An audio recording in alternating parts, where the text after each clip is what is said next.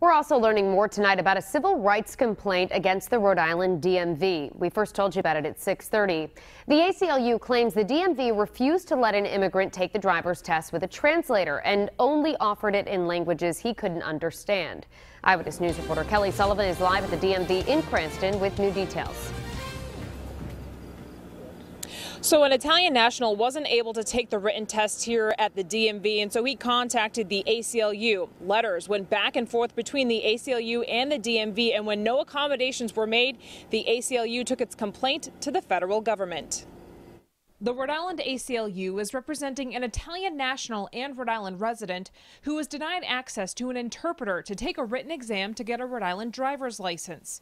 Executive Director Stephen Brown says as a result, the individual can't get car insurance, apply for certain jobs, and is fearful of driving. That's one of the reasons it's so important that the DMV have procedures in place to deal with individuals like Mr. Sakosha who have just come to this country but are entitled to a driver's license. Eyewitness News obtained the DMV's letter to the ACLU. The Rhode Island DMV stated under the Civil Rights Act of 1964, quote, not offering an Italian translation of the driver examination does not amount to discrimination based on race, color, or national origin.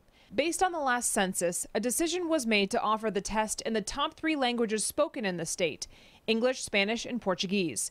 To date, the DMV says it's only aware of one other individual in the last 5 years requesting the written test in Italian.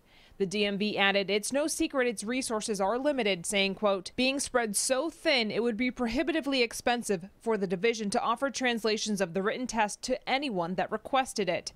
Brown claims Sakosha offered to pay for his own interpreter.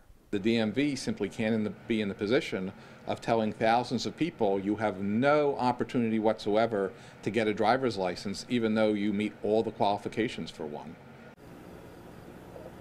So according to the ACLU, there are 23,000 individuals here in Rhode Island who are limited English proficient, and they're not able to speak Spanish or Portuguese. They speak other languages. And so Brown says there could have been other cases just like this one, but they didn't know where to go for help. So he hopes that this complaint will change that. Reporting live in Cranston with the West Bay Mobile Newsroom, Kelly Sullivan, Eyewitness News.